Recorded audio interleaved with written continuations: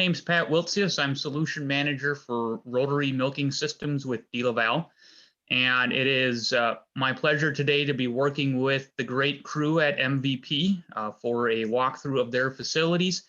We have Ken McCarty, Allison Ryan, and Brock Peters joining us for a walkthrough. So I will let them introduce themselves during the segments today. So with that, I will turn it over to Allison Ryan, who will start out in the freestalls. Yeah, and thanks, Pat. And actually, I'm going to just do a couple quick housekeeping items for those on the phone or viewing us from their phone or computer. But guys, as we're doing this walkthrough, if you guys have any questions, feel free to put them in the Q&A section of the Zoom platform. And what we'll do is Pat will help prompt those questions to us to make sure we get all your get everything answered that you may be curious about. We are going to do a walkthrough through the freestall barns, and then we're also going to go into, of course, the milking parlor and check things out there. So if you're wondering about that, we will get to that. But before I get into the tour here with the parlor, I'm going to turn it over to Ken McCarty to kind of give you all a scope of what MVP Dairy and McCarty Family Farms really looks like, and we'll take it off from there. All right, Ken? Sounds great. Thanks, Allison, and thanks, Pat. And welcome everyone to McCarty Family Farms and to MVP. My name is Ken McCarty. I'm the youngest of the four McCarty brothers, and I'm one of the partners of MVP Dairy. And I'm coming to you actually today from Western Kansas, specifically in Rexford, Kansas. And to give you a little background on the McCarty family and how we got started in the dairy industry and how we ended up in Kansas and then again in Ohio. My family actually started dairy farming in the early 1900s. My great-grandfather, Taylor McCarty, started our family's dairy in northeastern Pennsylvania, Sugar Run, Pennsylvania, to be specific, with about 8 cows in a red bank barn with cows out on pasture, very, very typical of that time and that location. My grandfather took that farm over in the early 40s, and then my dad, after he graduated college and married my mom, they bought some ground from my grandfather, moved about a mile up the road, and started the farm that my brothers and I were raised on. In the early 90s, they began to look for opportunities to grow in northeastern PA, which they didn't really feel comfortable doing that, and knew that we weren't the size in northeastern PA to be able to sustain my parents and my 3 brothers and I, if we so chose to come back to the farm. So they began to look elsewhere. We looked all over South Central PA, Western Ohio, Western Kansas, Nebraska, Oklahoma, Texas, and eventually we settled here in Northwest Kansas. And we moved out here in 1999, began the farm that I spend the majority of my time at in April of 2000, milking about 800 cows. We've steadily grown since then. In 2007, we built our sister farm in Bird City, Kansas, that actually has a DeLaval milking parlor in it, double 35 parallel. And that pushed our total herd size up to about 3,500 cows at that time. And we were traditional co-op DFA members, and we were looking for a different way to market our milk. And in 2010, we began conversations at first unknowingly with who we were talking to, but eventually we had a face-to-face introduction. But we began conversations with the Dannon Milk Company, or today it's Danone North America, about a direct supply relationship. And our visions were immediately aligned. But the devil's in the details, and it took us a couple of years to bring that vision to fruition. And in order to do that, what we had to do is we had to expand our 2 existing dairies, the Rexford farm and the Bird City farm, and take over a dairy that was not currently in operation at the time in Scott City, Kansas. And we also built an on-farm milk evaporation plant, or evaporative condensing plant. We moved our total herd size to about 7,000 cows, with a plant designed to handle the milk from all of those cows. That was completed and fully operational April 1st of 2012. Over the years, we were able to increase plant throughput and also on-farm productivity. And eventually in 2014, we took over a dairy that was going into retirement in Southwest Nebraska and moved the total herd size to about 8,500 milking cows here in the West. Very growth focused, and being growth focused, we started to look at ways in which we could expand our presence within the Dannon relationship, but also grow in the dairy industry. And we knew we wanted to get out of the Midwest or the Western Kansas, Southwest Nebraska milk shed. And we couldn't process anymore in the processing plant. So that led us to looking into West Central Ohio, specifically in the Salina area. And that led us to a rather fateful meeting with the Van Tilburg family. And that led eventually to MVP Dairy. MVP Dairy began in November of 2018.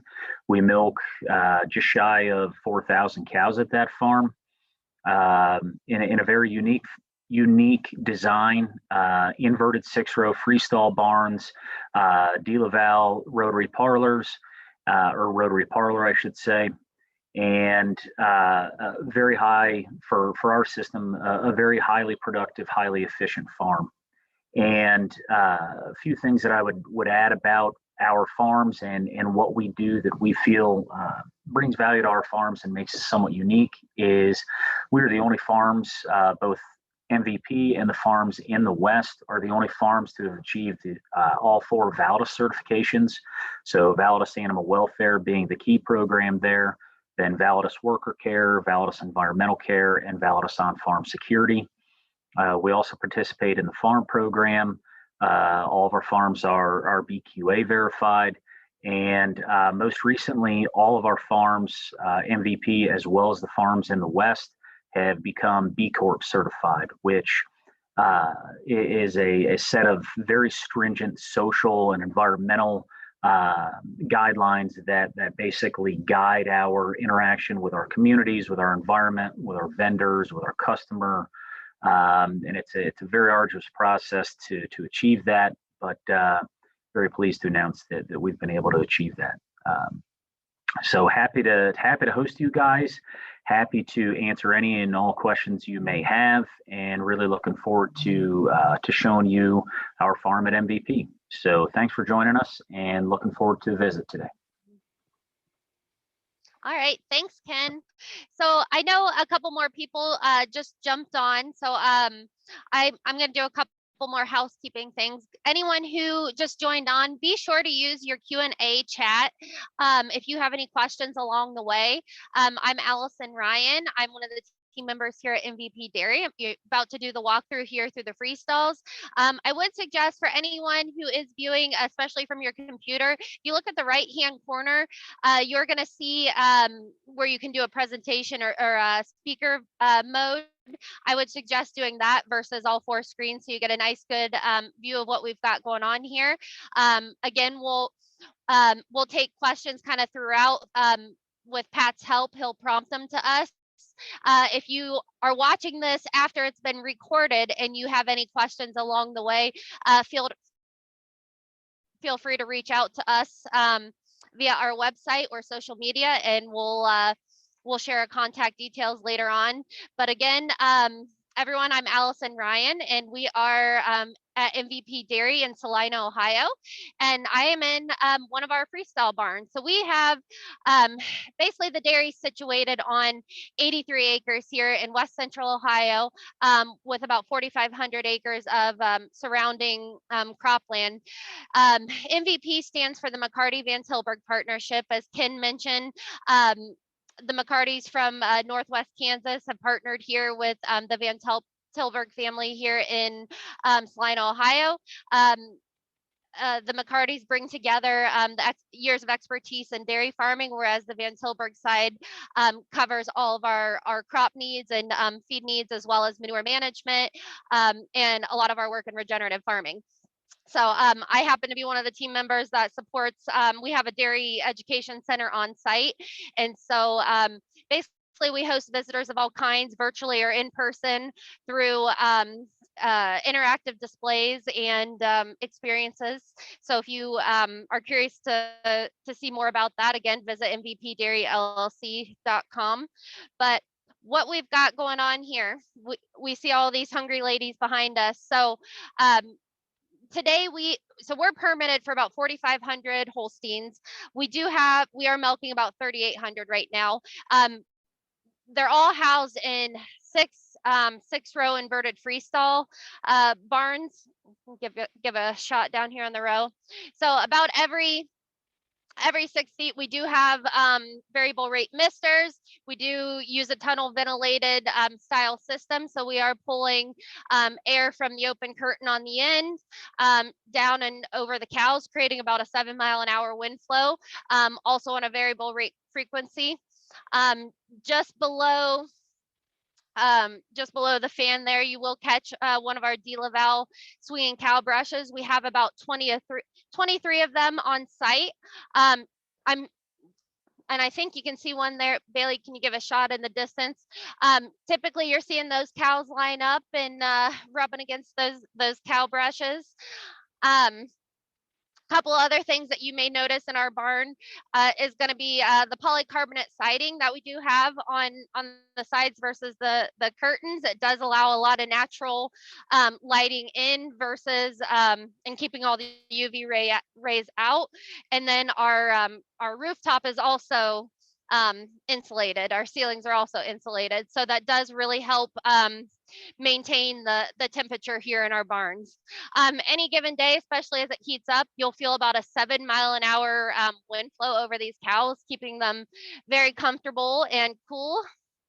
And we do you see, obviously, we do have feed, 24-hour access to feed. We do push feed out twice a day and are pushing the feed up to the cows about every hour. The stalls are sand bedded. So can you, I don't know if you can get in there a little bit. You can see we've got the sand bedding behind us. So the barns are all built on a 2% slope. So we utilize a flush system to clean those barns. We do flush about 5 times a day. And from there, that sand, that manure will actually travel out to our sand lane. Some other features that you would find in one of our barns, you see each of the ladies does have a DeLaval Del-Pro activity tracker around her neck. We'll get in there.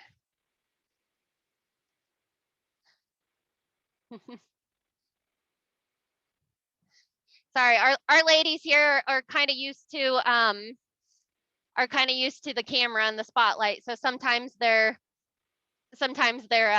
trying to hog all the attention, I think. But anyway, so basically I'm walking downhill. We do have about a 12% difference from the far end to the direction I am heading, and I'm going to get out of the way because work on the dairy farm doesn't stop just for us to do virtual tours. So our gentleman here is getting ready to push feed up. I did mention we push feed up about every hour here, so let me get out of his way.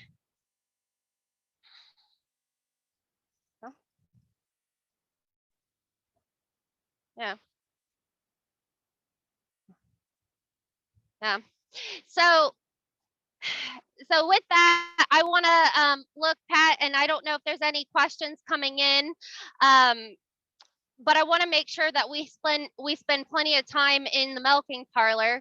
So with that, I'm going to start making my transition over and allow Brock to give you guys a sneak peek in there. But if anyone does have any questions now, I'm going to do a quick walkthrough of the free stalls you can see kind of how it's set up. But basically from barn to barn to barn, the only difference from one is in the center alley, we do have, that is where a hospital pen is and our maternity pen. And otherwise, all 6 barns are identical. Can you get in there? Yep. But we'll peek out. Again, we do collect all of our sand and manure through a sand lane. And so we'll give you guys a peek out there. But Pat, are there any questions in there or anything in particular you'd like to get a close up on? As we pass, you can see these ladies are in being milked. So you got a good clean shot of what our alleyways do look like. As of now, Allison, there's no questions, so I think we can continue moving on to Brock in the parlor. Sure. Let me give you one good quick little exterior shot. If anyone is curious, because we're not going to spend a lot of time on it today, but we do carry all the manure and sand out to our sand lane that goes into a separation process that goes through 4 slope screen presses and then onto a municipal style lagoon system. But again, we're not going to spend a lot of time on that. So if anyone's curious of what that looks like, we do have a video on our website. But with that, Brock, are you all set in the milking parlor to give us a good look around the carousel?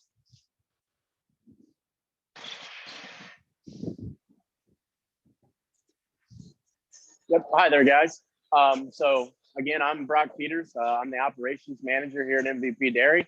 And where I'm standing is at the entrance of our 80 stall DeLaval Rotary parlor. So just kind of, I guess, the basics of the parlor system itself. It is 80 bale Rotary. And we chose to go with the all stainless steel option just for longevity, so that this thing would hopefully last forever. And in terms of the deck, I know they offer a few different deck options where the cows actually stand.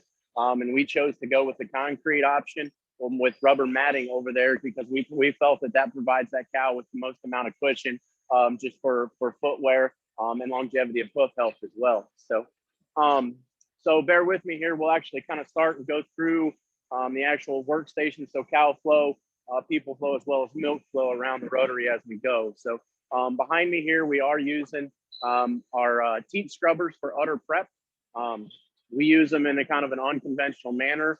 We use 2 different scrubbers. The first one applies a teat dip and stimulates the cow. The second brush is actually wicking that teat dip off of that cow, as well as providing more stimulation.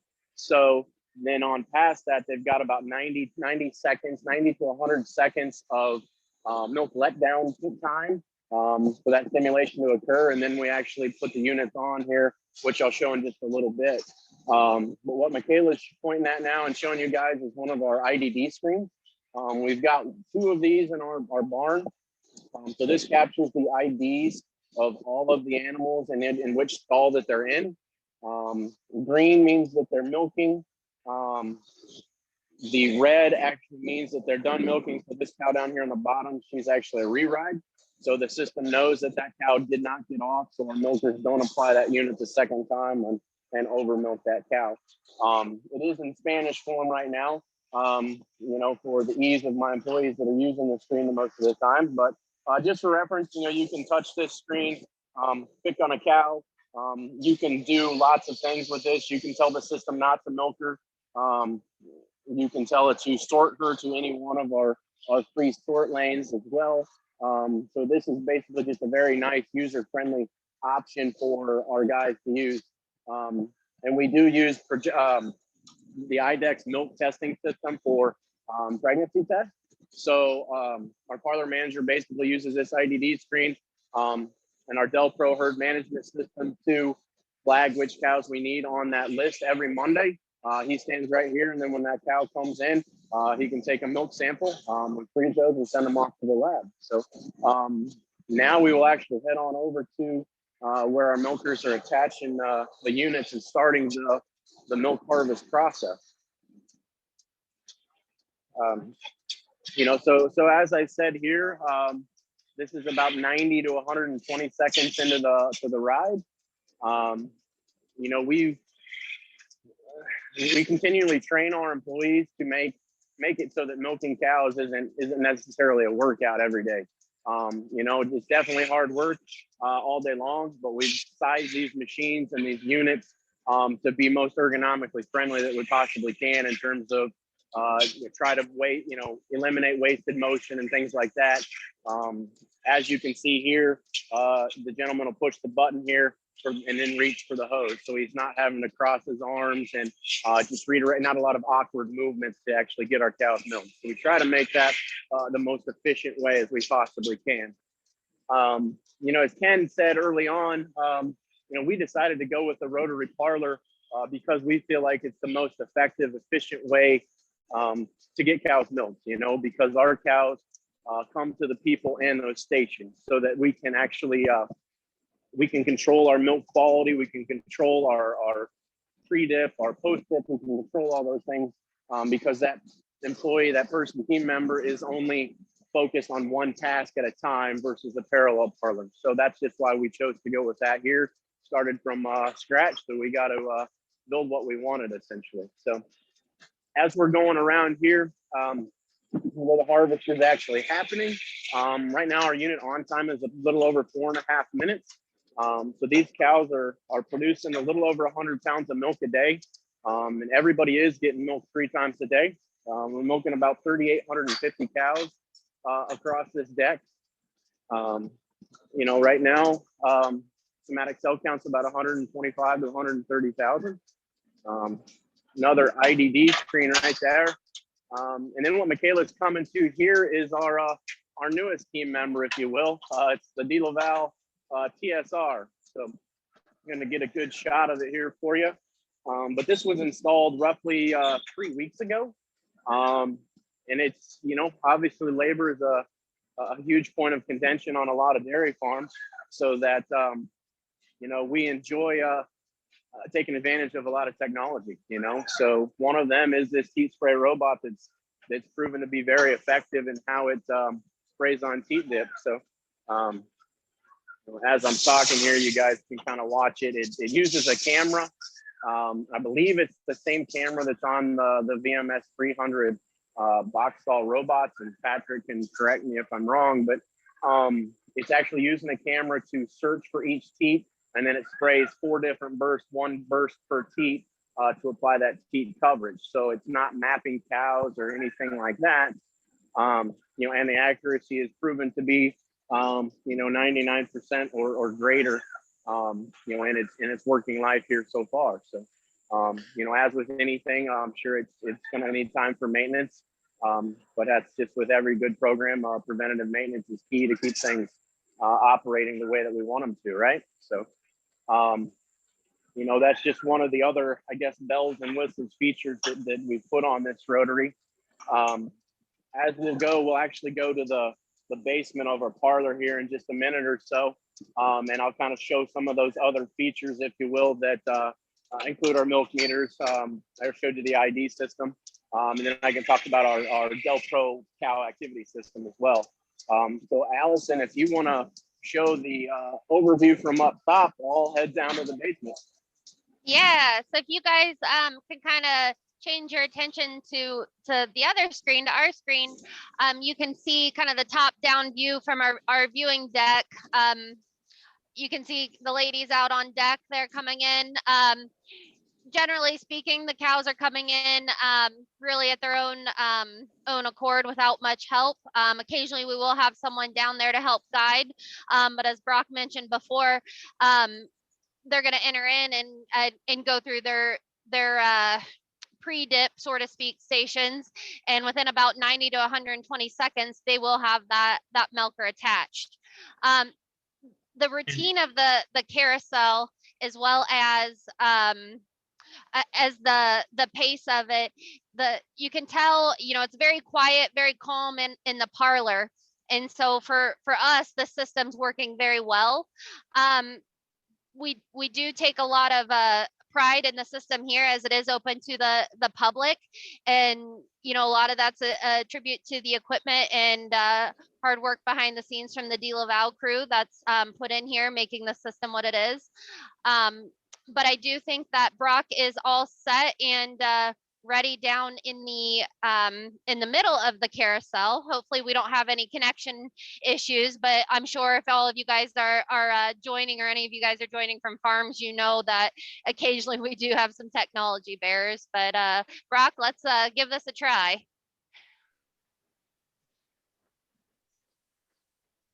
Okay, guys, can everybody hear me? If you can, Allison, give me a thumbs up. Okay, good.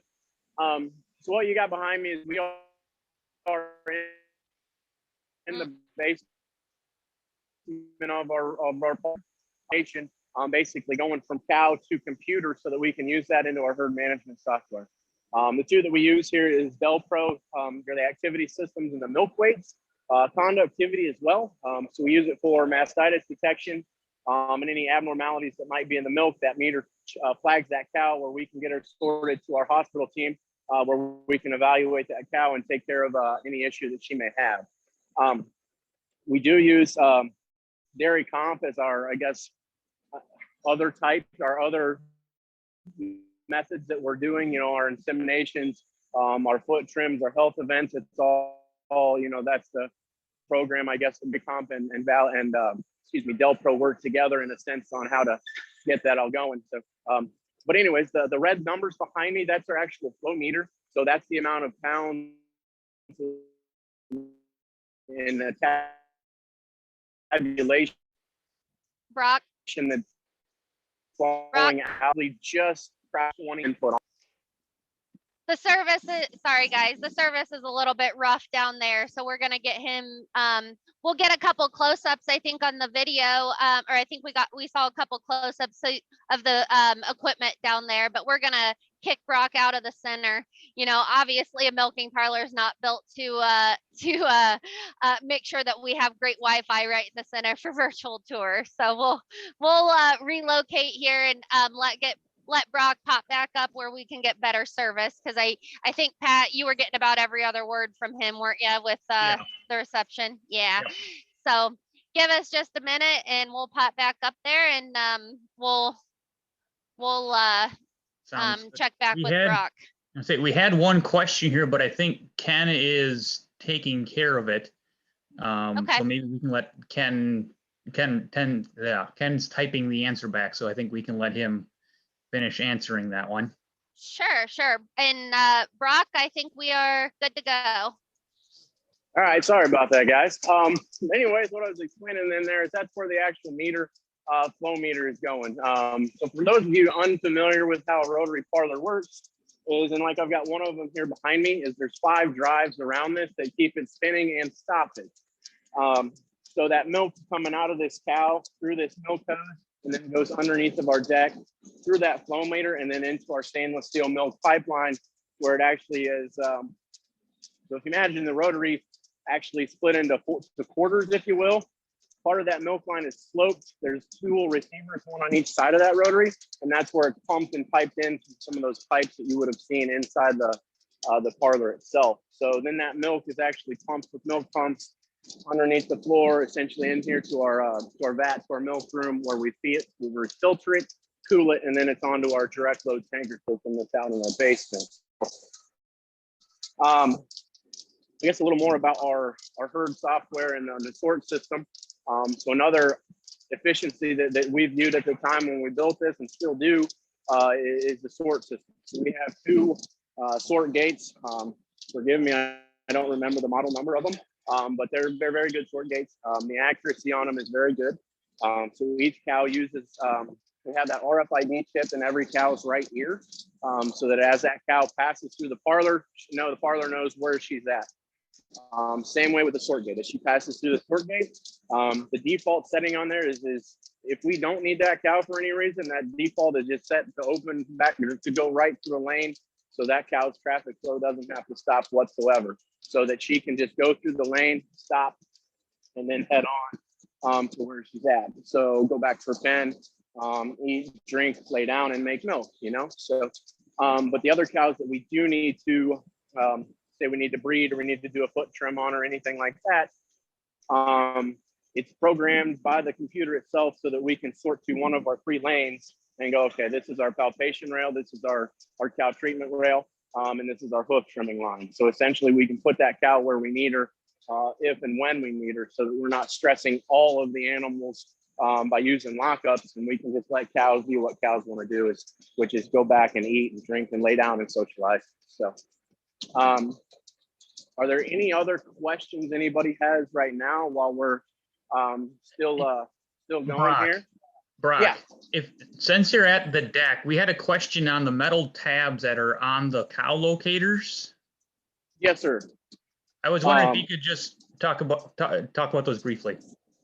So where we're at right now in the state of Ohio, the way their milk rules are written, we have to be able to lift these mats up as well as the cow locators to be able to clean underneath. So nothing is directly anchored or fastened down to that deck. So this is just a stainless steel plate with 4 bolts that actually hold that cow locator on. And then this is just a tab where it slides in and out, so we can easily take those on or off. It works really well in case one would get damaged or something like that as well. So, for instance, make me not a liar here. On and off, and there you go. Excellent. Yep. I think we had one other question here, but I think Ken's getting to that one, so we'll let Ken finish addressing that question. I was wondering quick if you just wanted to show us the clean room, just take a quick walk through your milk house. Yep, I'll have Michaela hold the door open here and show, and hopefully you'll be able to hear me in here. I'll make it quick. So this is our milk house. So our balance tank, our 4 filters, flow meter, milk's going through the plate chiller right here. This is our milk sampling system so that we can do quality checks on each tanker load of milk. Then this with the big DeLaval banner across it is our HMI touchscreen, which is basically my control center for my rotary parlor. So it talks about, it's got all of my, essentially all of my valves are monitored with a proc switch, which tells me if they're open or closed. Basically what it does is it monitors anywhere where potential for, my milk system isn't working properly, where a valve could be stuck open and draining milk right down the drain instead of into a tanker truck, which isn't good, or as well as monitoring that CIP throughout. So there's multiple systems in there, thermometers that we actually monitor during the wash. We can catch trends of how hot the water is, chemical usage. We've got a flow meter on our teat dip usage as well as things like that. So this is a solution that was very new to us when we built this facility, 2.5 years ago. So it was a very good addition. I love the accessibility of it. It's easy to use for my guys. Sure, there's an operator level and then there's a maintenance level, right? So it controls access to what's what. But as well as I do have login capabilities from iPhone, iPad, computer, anywhere. So it's in terms of peace of mind, it's great for that, so that I can access it anywhere I'm at, pending that there's a problem, as well as our team, DeLaval Direct Service Team, which is located in Bluffton, Indiana, which is just over the Indiana line a little ways. They have access to it as well, so that if we're getting constant alarms or there's a problem, we can give those guys a call and they can come over and take care of it for us. So I guess while I'm talking about DDS, is we are actually signed up on, I guess what's called DeLaval's in-service program, where right now that pertains to anything in terms of rubber goods, chemical, preventative maintenance. So that's anything from grafting pulsators, coming over and doing wash-ups, as well as that center swivel. So every 3 months, essentially, you've got to take the milk and wash swivel apart, make sure that it's clean and in working order and replaced. But then every 6 months, I believe there's bigger PMs through there where we have to go through the vacuum swivel, the clean air swivel, the electrical swivel, just things like that, because that's the one center point in there that you don't ever want to have go bad, because then that creates a really bad day on a rotary that won't spin. So, but as far as anything else, I'm a huge fan of the way this thing milks cows. Being able to pull 100 plus pounds of milk on a daily basis from these girls is fantastic for us. Throughput is essentially a little over 500 cows an hour is what we're putting out. So, it's a very effective way to milk cows. Excellent. I got a couple more questions for you, Brock. Okay. First one, and you had mentioned that the system was able to monitor teat dip usage. So I was wondering what your usage was with the TSR per cow. So right now, just basically the off-the-shelf model of the TSR, we still need to do a few tweaks on it here and there. We think we can make it more efficient. But right now, my usage is about 28 gallons a day on that 3,850 cows 3 times a day with 11,000 plus milkings. There's a few different spray patterns that we can try, and we're going to actually get the robot gentleman down here and work through some of those and see if we can't tweak it and make it more efficient than it already is. So, excellent. Another question for you. You had mentioned your sort gate layout, and they had noticed you don't have headlocks in the freestall barn. So what are you doing in your sort area? Basically everything. So the milk cow pens do not have lockups. The only 2 pens we have here with lockups is we've got 2 pens of far off dry cows, and the only reason we have those is for vaccinating and moving those dry cows from far off to post stuff. But everything in terms of the milk cows, that includes anything from a fresh cow check to a breeding, to a P2 or a dry check palpation, to a hoof trim, to vaccination or reproductive shot days, checking ear collars, checking RFID tags, anything that we need to do with a milk cow, we're essentially doing through those gates on a daily basis. So you're consistently running all cows through the sort gate every day then? Yes, sir. Sorry. So the first milking shift of every day, every cow runs through that. And then if we need to do other things in the afternoon, we'll still run them through that. But yep, they're getting every cow every day. Okay, excellent. Another question for you. So with your 80 bale rotary and your milk house, how big is your parlor building? So the actual parlor building itself that I'm standing in is a 115 by 115 square. The holding pen that's behind us, the holding area itself, I believe, is 225 foot long by 35 foot wide. And then our sort area is the same length.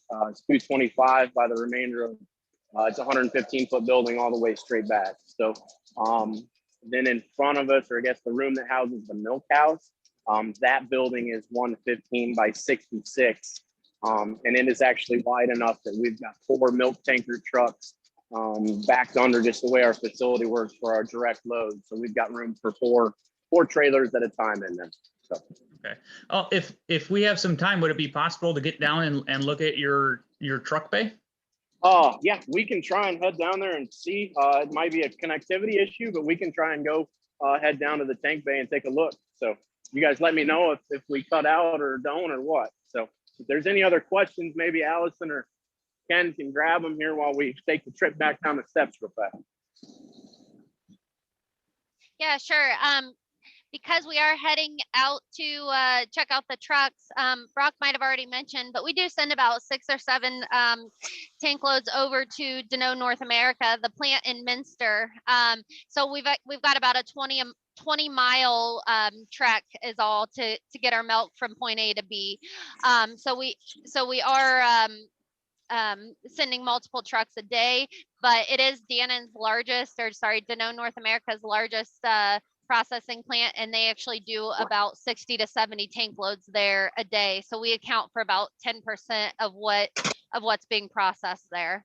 And it looks like Brock's down in the bay, and connection looks to be good, Brock. So let's try it out. All right. So here we are in the milk loading bay. So the one to my left here is tanker number 4, and then on to my right you've got 4, 3, 2, 1. Right. So this is our milk line that comes in through the roof, which would be the floor level of my milk room where we were at before. So this milk comes down through this 2.5-inch tubing, and where it makes a loop on this wall to kind of help balance that milk flow as well. But right now I believe we're filling tank number 4 here. So this is actually a smart valve that's monitored through the HMI system as well. So rather than having a float system on these tanks, there's a set point on our meter.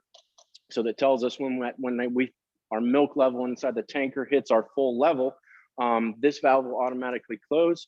And then if we get a shot down here of the other tanker that's hooked up, number 1, those valves will instantly switch, and tank 4 will be finished. Tank 1 will be just starting at that point in time. So that helps again with labor efficiency, so that our guys don't have to instantly run down here and switch tankers before our vat gets full, run the risk of alarming out the system, shutting off vacuum, all that stuff, potential lost product. So that's huge in terms of efficiency savings as well on the labor end, because all of our guys, all they have to do is when that alarm sounds, it's an audible and visual indicator.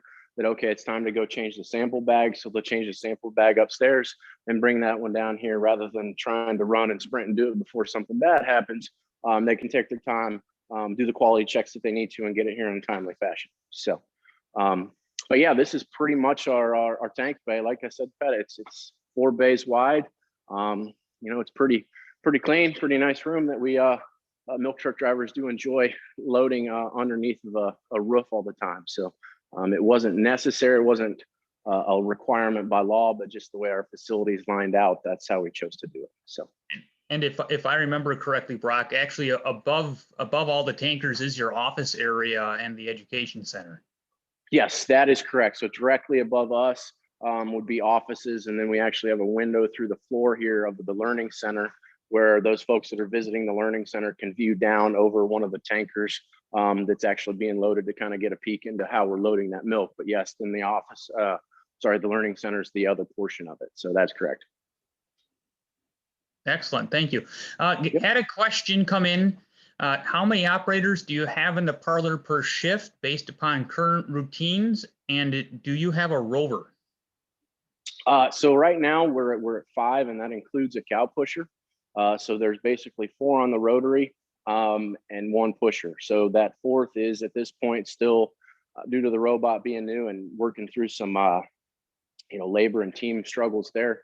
We're going to make sure that we can milk cows effectively. But yeah, we are looking to optimize our workforce in there to be the most cost effective that we can and still maintain great milk quality and milk out. So. Excellent. Let's see if we have any other questions here.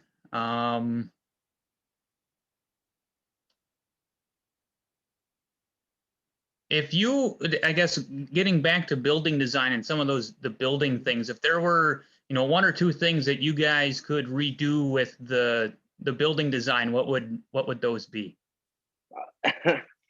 Well, so as any dairy goes, you can, whatever you design, you could always make it bigger, right? But making it bigger, just giving yourself a little bit more room everywhere isn't always cost effective, and it isn't always an option. So if we take a peek around the other side of our door, here's where our equipment room is. What we thought would be plenty of room is kind of turned into, it gets fairly crowded fairly quick. So, hey, as always, I could be greedy and spend more concrete and, make buildings just a little bigger, but it's not always cost effective, So, our sand lane would be the other thing that I would take some, more design on, just do it maybe just a little bit better.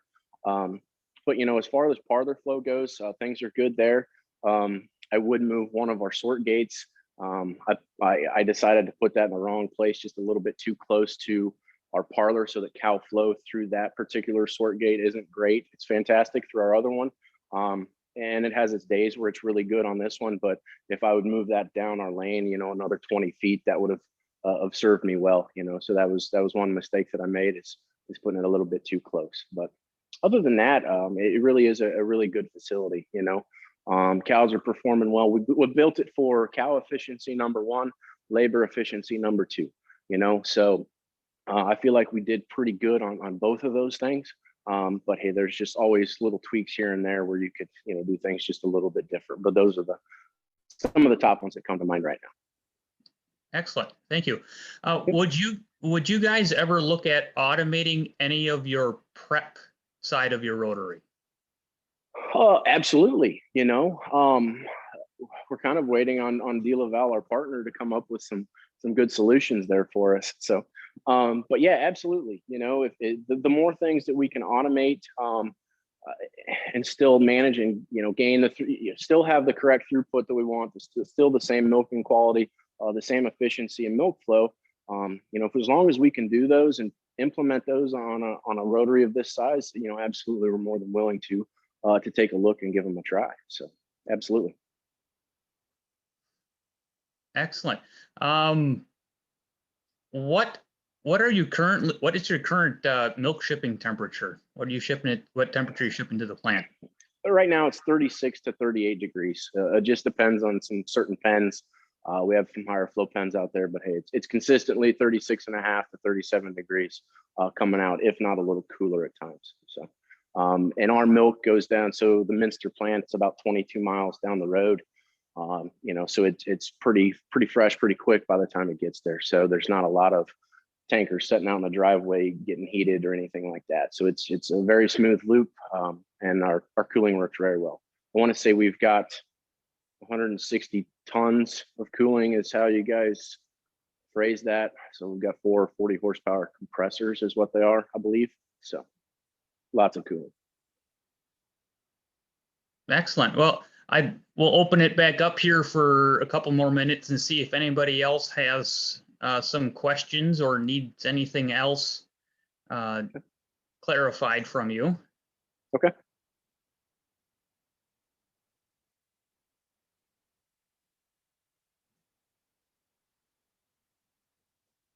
How long have you been with MVP, Brock?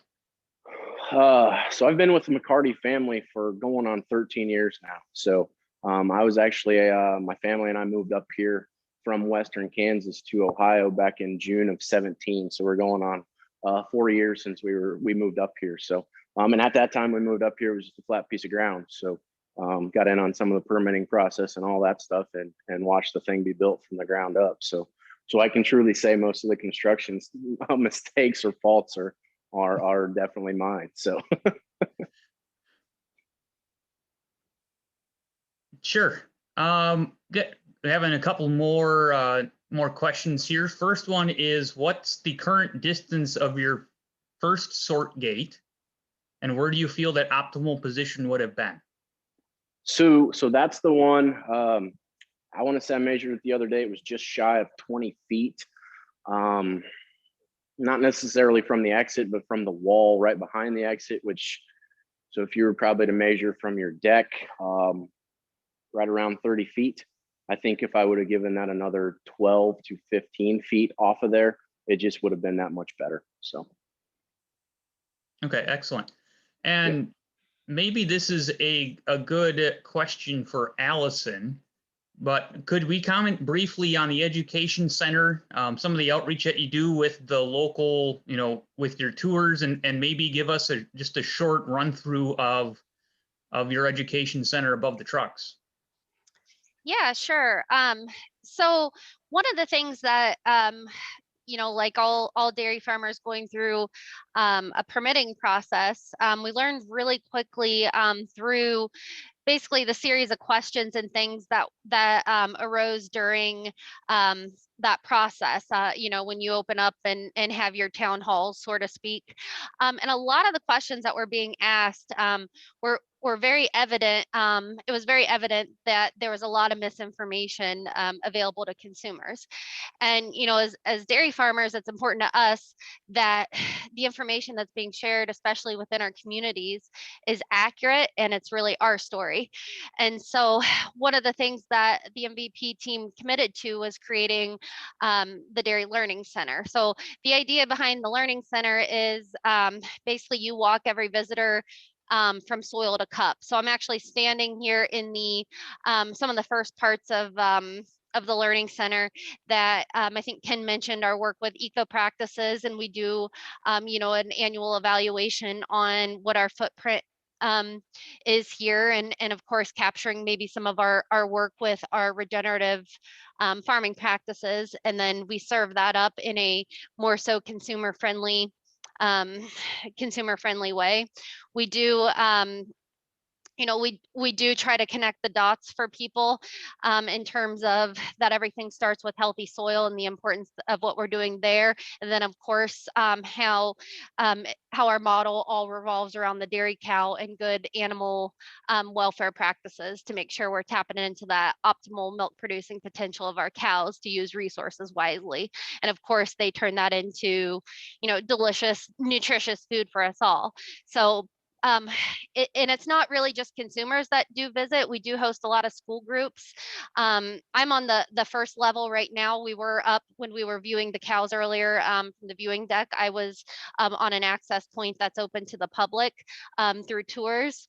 But we also host a lot of farmers, a lot of just industry members, because as we have embraced a lot of the latest technologies that went into building MVP. There's a lot of learnings and sharing opportunities that we can provide within our dairy community too. So, you know, it's unfortunately we did close for a short period of time with, or really about a year with COVID, unfortunately. So we're just getting kind of back up and started now. And about middle of April to now, we've hosted a little over 1,000 folks through the visitor center here. So it's been good, and we hope to continue to grow that. Excellent. Thank you, Allison. I see there's a question about freestall barn design, and maybe I saw Ken had typed a question, but maybe Ken, if you wanted to hop on and just kind of talk through that question a little bit more. Yeah, absolutely. So the question was really around why we decided to go with individual freestall barns as opposed to one large freestall barn. And there was a variety of reasons why we went with that. One, we felt that the inverted 6-row design that you saw created the optimal lighting and ventilation results that we were really searching for, and that we felt were going to create the max cow comfort and the optimal cow performance.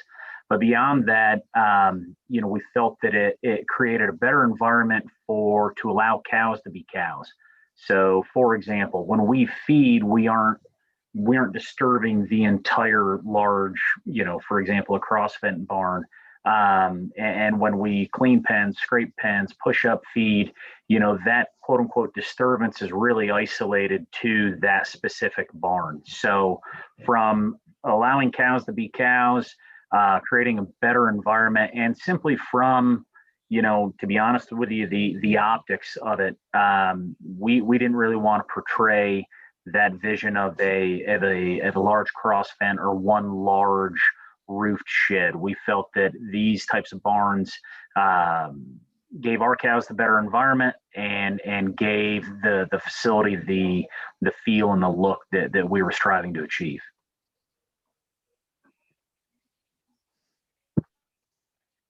Excellent. Thank you.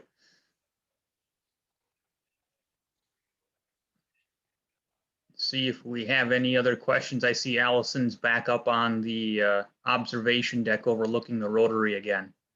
So I think we can give everybody a couple more minutes if we have questions. Maybe Allison, if there's some other cool or unique facts about MVP in the facility. Sure. Yeah, I can kind of give you guys, you know, I hopped up the next sort of spot here. As I mentioned before, that first spot actually was more that soil story. So kind of the next stop for visitors when they come up right up the stairs. We do a lot around, of course, calf care, and just giving you a quick little. And really, guys, since we're open to the public now, you'll have to come see this in person. Happy to visit with you guys. But yeah, we do also, as you can see, we kind of break out some of the main feeds and talk a little bit dairy nutrition.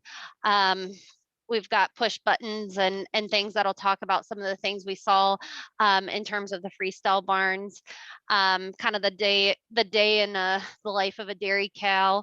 And then if it's a prearranged group, we do also have a shuttle that will take visitors through in terms of giving them a look inside the freestyle barn. One of the other things that we've also included here, you'll notice the red barn facade. That's kind of our invitation to take a step back and look at how things maybe used to be done. So we do have a cow that is plumbed up that she'll circulate water, so kids can try milking her. And then we kind of talk about the efficiencies of the current systems. And of course, we've got actually one of our bales from down on the carousel hooked right up here. And it's actually, you can turn it on. You know, one of the common questions we get here is if it hurts for a cow to be milked. And for the average consumer, they actually have fun with that. The kids like to feel that pulsation in there and realize it is actually a pretty gentle process. So, you know, we're continually adding things here. So hopefully next time you guys come and visit us, that wall won't be so white. But of course, we've got videos that play all around that kind of help share the story for a self-guided deal. And then we also have that works really well for us at the Learning Center here is we do have a pretty wide open meeting space, and something you don't often see on in dairy farms. You might see some fun lights there hooked up from the parlor itself, but we offer everyone some yogurt. Since all of our milk is made into yogurt, we do work with the local plant here to make sure we have yogurt for all of our visitors. Of course, we got to do some other just fun things around food and dairy. So we've got a couple games, and you know, the one connecting factor for a lot of people, a lot of consumers to farmers, is at the grocery store. So we've got a touch screen grocery store where people can learn about the products they might find in the dairy aisle. And then if it's not a guided tour into the free stalls, we bring the free stalls to visitors through virtual reality. And so you can see our swinging cow brush we've got there. And then of course we've got, this one actually happens to be the carousel virtual reality, where people can virtually try their hand at milking a cow, or actually flushing our barns clean, or checking that out. It's actually pretty effective, as we see kids will come in here and they'll do that. And then when we go take them in the barn, they'll be telling their parents what kind of all those amenities and cow care comforts are. So pretty fun to see that it's actually resonating with consumers. So, but yeah, that's kind of the gist of it. I will share, we did set the Dairy Learning Center up as a as a 501c3 nonprofit, because we do charge a small fee for visitors to come in, but then we use that to offset and help school groups get in here that maybe are not budgeted for field trips and that sort of thing. So the goal is really ultimately to touch as many people with the dairy community story and all the good that's happening within our dairy community. Excellent. Thank you, Allison. This next question here, I'll maybe throw out to both Ken and Brock, but with building MVP and starting as a green site, could you walk through your decision process and how you did your planning, tours, organizing contractors, working with facility layouts? How did you work through that process? Yeah, no, so it definitely was a big decision, and a lot of the decisions around planning and location and site selection and whatnot were heavily influenced, obviously, by our partners, the Van Tilburg family. They're fourth or fifth generation farmers local to that area, so they knew the area. They had a much better view of the optimal location for the dairy site. We did locate the dairy site in close proximity to their primary farm ground, which allows us to dewater our effluent ponds through center pivot irrigation, which is relatively unique for that area. That's all done on their ground. But organizing contractors, a lot of that was done by Brock and by one of the Van Tilburg brothers, Kyle, who both Brock and Kyle kind of took the lead on project management in that area and with the dairy design, or I should say the dairy construction. The dairy design, we worked really closely with some ag engineers, in particular Joe Harner from Kansas State University.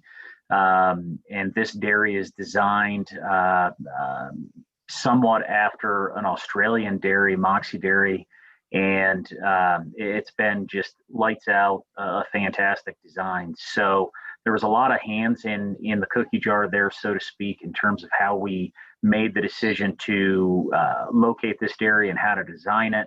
But in the end, I think it's turned out very well. It's far and away our highest production farm in the group, and extremely consistent in terms of economic performance and cow performance. Obviously, there's always things that we can improve upon and do better, but it's just a super consistent and super productive farm. And I don't know what Brock would have to add to that. Yeah, you know, like I guess that's why I alluded to down in the basement that, hey, the shortcomings of this farm are truly land in my lab, because, you know, I was here every day through construction. You know, and hey, there were some things that we had on paper that we changed, you know, on the fly, did some things like that. But hey, there's not a whole lot that was roughed up, but hey, there's all pretty much built with local construction crews, local contractors that came in from concrete to the steel to the finish work on the inside. You know, some very local crews that did it. You know, but hey, it was ultimately it's built in a very good place on a very high trafficked highway that gives us a lot of visibility, which is great in a lot of aspects. And then it gives us some other eyes that just make sure that we do things the right way, the way that we're going to do them all the time. You know, there's you know, different environmental challenges up here than there is in Western Kansas. You know, there's different challenges through whatever region you're in, I'm sure, but you know, it was a great place to build it. You know, facility turned out great. Airflow is good. You know, like I mentioned, we built it for cow efficiency first, you know, so we wanted to make sure everybody had ample water space. Ventilation was good. You know, with that wind speed, and we do have, I don't know if you can see it on the video, but there is a kind of a bird net in the front where a curtain is. So we have no birds essentially in our facility. And we'll have, you know, basically minimal flies. You know, there'll be no flies in the freestall barns because of the airspeed that's in there. You know, we use a little bit of premise spray and a little bit of fly bait throughout the summertime towards our lagoon area and where our fiber stacking area is at. But there again, that's just another benefit of the way we built it, that, hey, you know, no flies, no bunching. You know, we've seen typically on a summer day through the roof insulation, you know, about a 5 to 7 degree difference inside the barn versus ambient temperature, just because we're deflecting some of those rays and, you know, keeping the air down and keeping cows cool like they need to be. There again, in the wintertime, we've not been super cold in the last 3 winters that we've had here, but we have been sub-zero for a couple of days in a row, but we never had to stop flushing or anything like that. It didn't cause any big issues. So I would feel very comfortable with a facility of this design being built somewhere in the farther north regions. You know, it's built right. It's still air ventilation, air quality is still very good in the winter months. You know, honestly, that's the toughest time to ventilate a barn, is in those winter months. You know, when it's summertime, everything's full bore, right? You're just trying to cool. Air quality is good because of that, right? But in those winter months, fall months, where it starts to get cooler, you just want to keep those cows comfortable, but maximize your air exchanges and keep everything fresh and clear for those girls to breathe, and a nice environment for them to be in. So that's about all I would add to that. So. Excellent. Thanks, Brock. Yep. Looks like one more question here. Can you give a little info on your breeding programs? Are you doing any genomic testing or using embryo transfer or in vitro fertilization? Yeah. So yep. Yeah, I'll hop in here, but so what we do at MVP is a little bit unique for our group. We are doing genomic testing, but all the replacement animals that flow into MVP actually come from the herds in the West.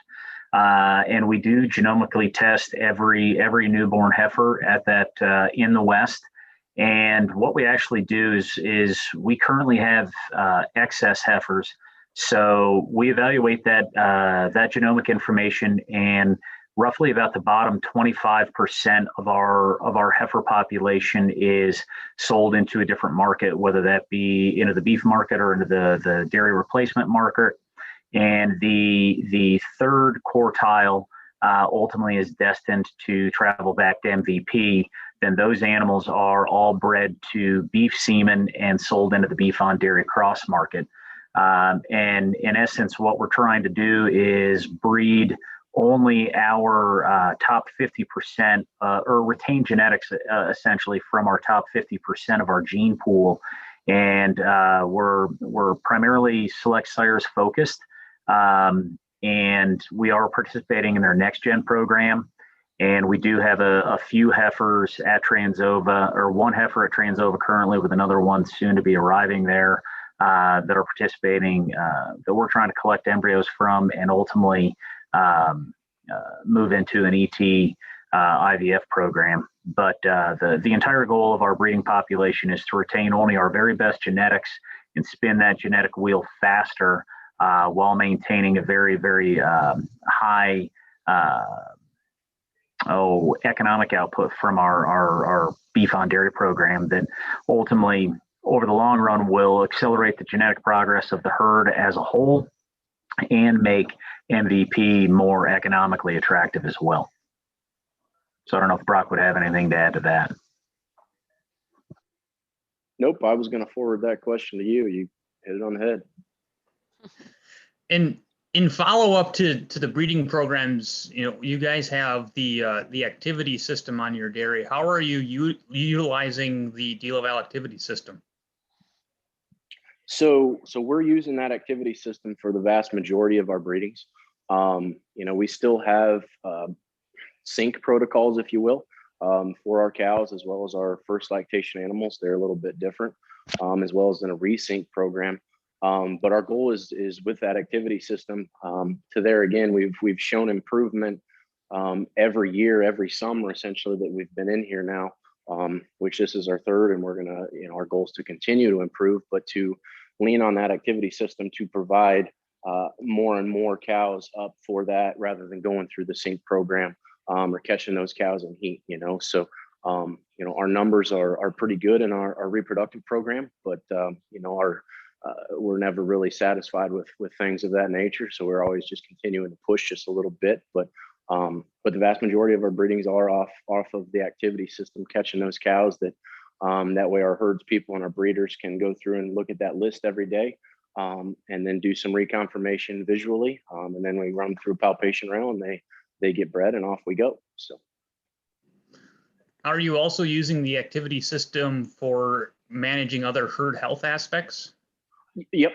So as I was earlier, everything that we're doing with those milk cows, all the monitoring, everything else, is driven off of that DelPro system. Yeah, sure, we'll catch some random stuff visually, but everything is based off of that herd management software, from the high activity for estrus, obviously, a lower activity for a sick cow and or a lame cow, something like that. But we're using the parlor systems, the conductivity metering, and the meters to check for all of our mastitis. So if there would be a cow running through there, unless she blatantly visually has mastitis that my milker's seeing, he'll flag her, obviously, but the vast majority of that stuff is all getting through those conductivity meters, that we can sort those cows and put them in the lane that we need to, so that we can evaluate them, treat them if needed, and put them in our hospital pen. So pretty much, I would say 99.5% of all of our herd health work is done and driven off the DelPro system. So we rely very, very heavily on it. And that's why we just try to continue to educate ourselves on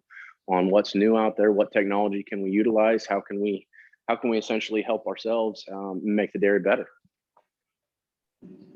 Excellent. So the question here, where do you dry off the cows and do your udder health checks? So those are, and we didn't show that area, but we do not do that on the Rotary itself. Imagine there's this, like I said, there's two sort gates, each having 3 lanes apiece, right? So that means there's 2 middle lanes that basically share. I have a single 10 herringbone parlor down there. It's not actually a milking parlor.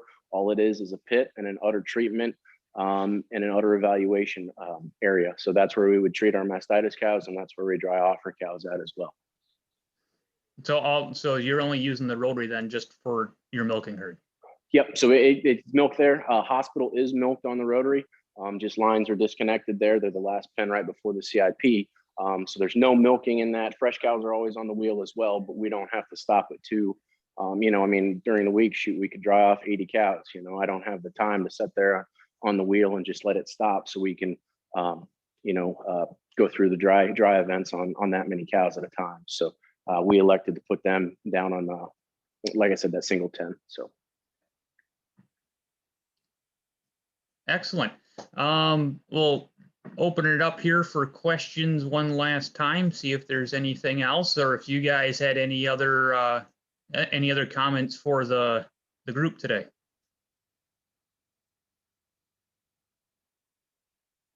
Nothing comes to mind on my side, but as Allison said, if anybody feels that they saw something or wanted to follow up with anything else, by all means, let us know, reach out, and we'd be happy to get back with you.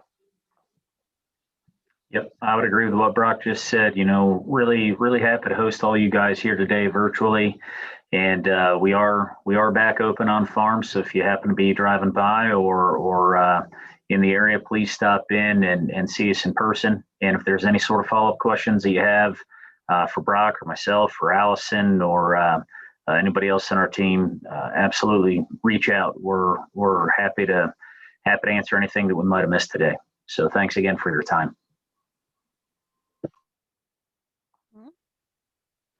All right. Well, Pat, it doesn't look like we've got any more questions lingering. Just to give a final reminder for everyone, our website is mvpdairyllc.com, or if you're interested in mccartyfamilyfarms.com as well. And then we are active on social media, so be sure to follow us on Facebook, Twitter, Instagram. You can certainly ask any questions that you guys might have, again, about anything you guys saw here today. So again, we appreciate your time, and hopefully we'll see you in person soon.